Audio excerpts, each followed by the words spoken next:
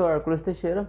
Hoje vamos falar sobre a história econômica de Singapura. É um país fantástico, conseguiu uma prosperidade econômica enorme, está entre os países mais ricos do mundo em PIB per capita. Em 2018, seu PIB era de 364 bilhões de dólares. É um país com apenas quase 6 milhões de habitantes, um país pequenininho, é uma cidade-estado. Então são números fantásticos. É um centro financeiro mundial, tem uma boa infraestrutura, uma boa indústria, uma indústria de refino de petróleo muito forte, uma indústria de construção naval, de eletrônicos. Então há toda uma estrutura que beneficia a Singapura. Tem os índices de liberdade econômica, a Singapura domina esses índices, está entre os países mais livres do mundo em se fazer negócio, facilidade de fazer negócio em Singapura é fantástico, não tem nem comparação.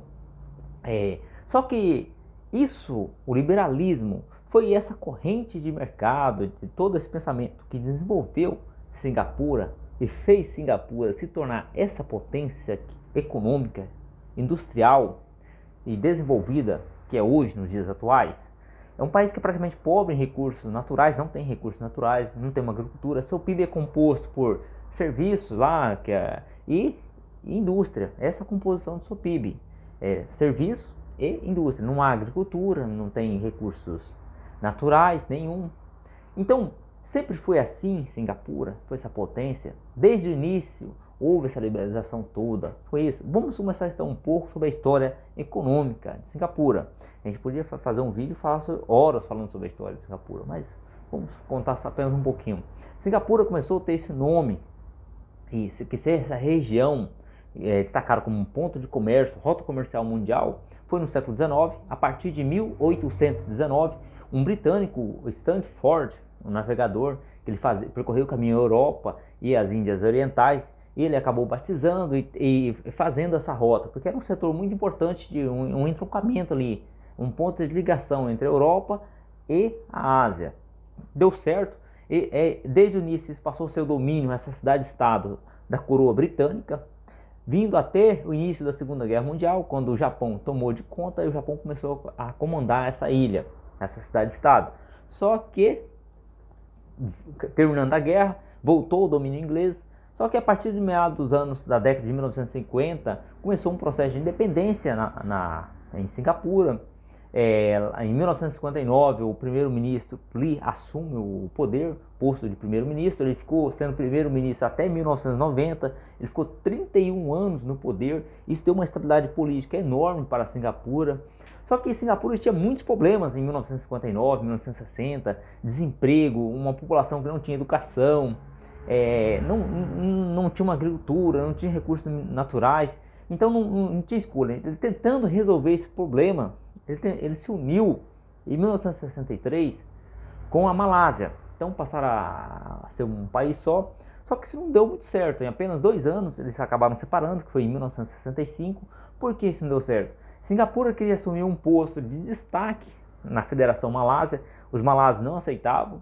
Outro fator, que a grande maioria da população de Singapura são descendentes de chineses, então isso não agradava a população da Malásia, então acabou se separando.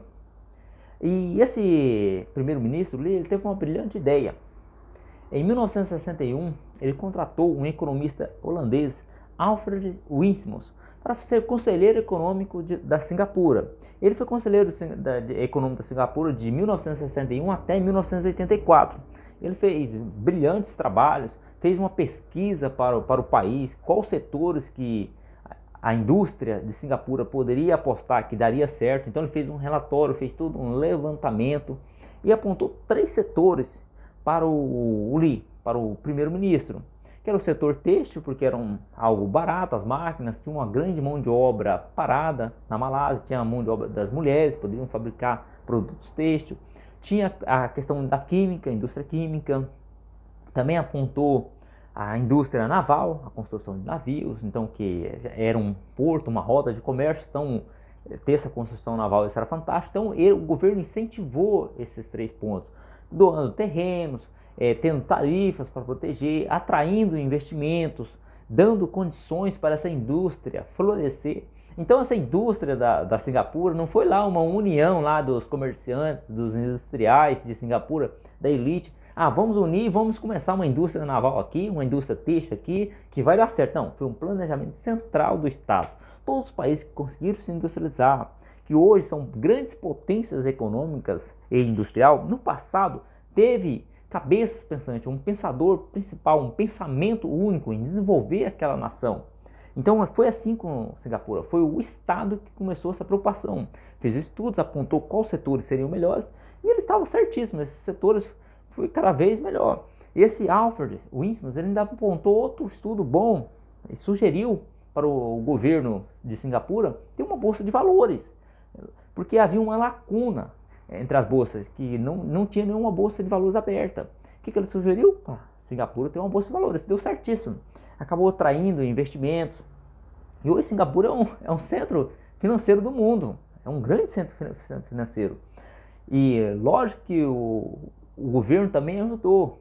Teve outros fatores também que o governo fez. Teve infraestrutura, que o governo investiu em infraestrutura, no país de acordo foi arrecadando dinheiro, foi melhorando as contas públicas, foi atraindo investimento.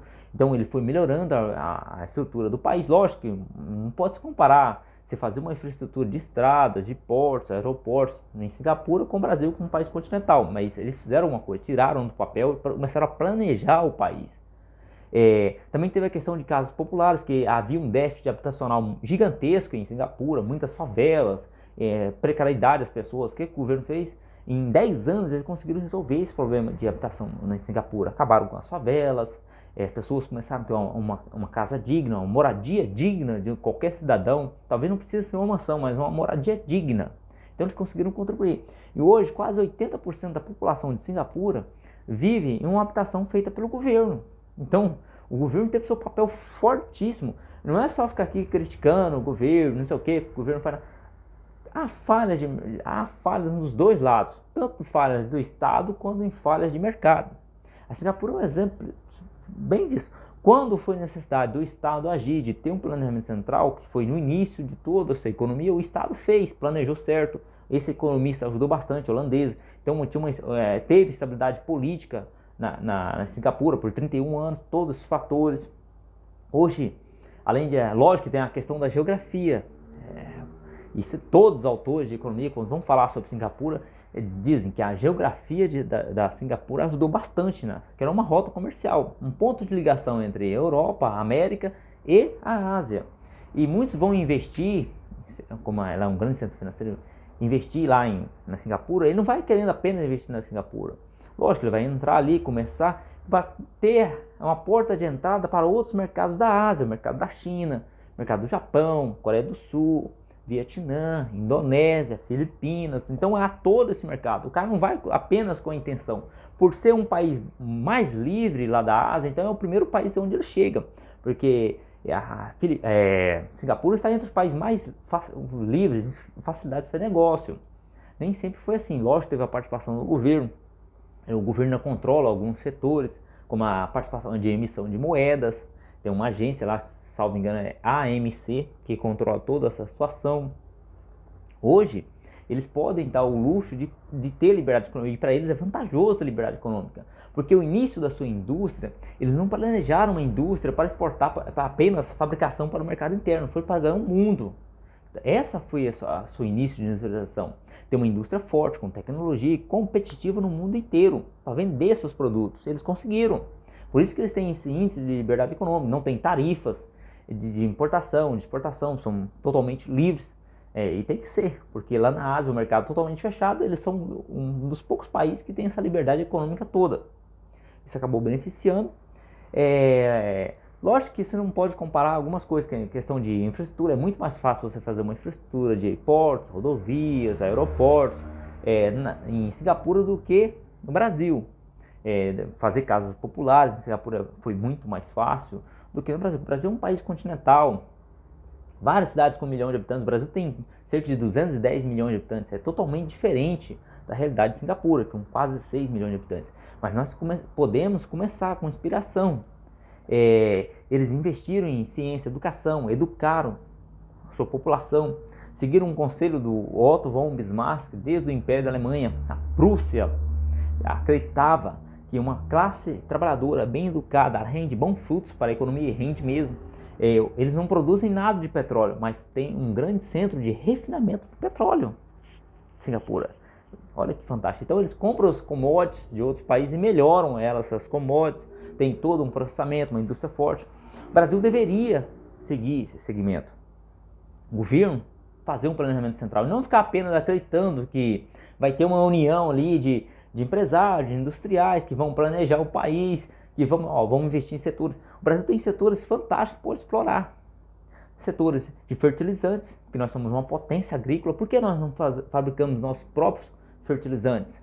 Maquinarias pesadas para a agricultura, podemos fabricar os implementos de agricultura, temos tecnologia para isso, basta nós querermos, investirmos, com o passar dos anos vamos começar a dominar isso.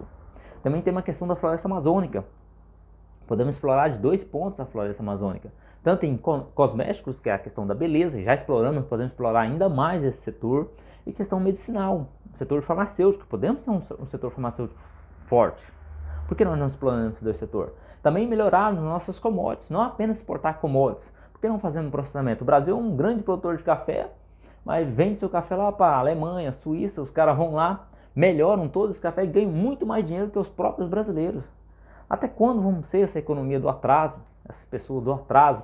E vamos ficar acreditando que, não estou querendo desmerecer os empresários, os industriais, mas eles não vão fazer essa união em torno do Brasil. É o governo, o presidente, nós precisamos ter um presidente, uma classe política que apoie essa ideia, um pensamento de desenvolvimento do Brasil. E não ficar com essa picuinha de briga, economia de mercado, ou economia de Estado, ortodoxo ou heterodoxo, essas coisas todas. Eu nem gosto disso, economia nem é minha área de formação. Eu sou um graduando em contabilidade. Então, o que eu quero e que eu espero, acho que a maioria dos brasileiros espera, não é essa briga, é que o país se desenvolva, tenha um pensamento de desenvolvimento econômico. Como vamos fazer isso? Investindo em ciência, tecnologia, o governo planejando, escolhendo os melhores setores, um estudo, tem capacidade para isso, nós temos técnicos capazes de fazer isso, de levantar quais são os melhores setores que a gente pode produzir, ter nossa indústria, incentivar essa indústria, fazer uma união ali entre o setor público e iniciativa privada, questão das indústrias, melhorar a nossa qualidade na educação, ciência, tecnologia, melhorar nosso capital humano, que é, lógico que temos muitos cientistas formados, brilhantes, mas por falta de oportunidade aqui, eles acabam indo buscar oportunidade em outros países, Estados Unidos, Europa, Japão, então eles vão buscar fora, nós temos potencial, por que nós não acreditamos em nós mesmos? Então, não foi o liberalismo que fez Singapura ser essa potência toda que é hoje. Ela começou com um planejador central, que foi o Estado, que foi o governo. Não estou aqui querendo dizer que o governo é a melhor parte do mundo, mas estou dizendo que quem dá esse primeiro passo é o governo, com responsabilidade, não de qualquer forma, de qualquer maneira.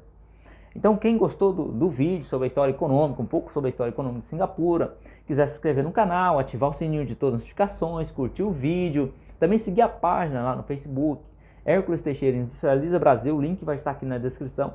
Eu agradeço.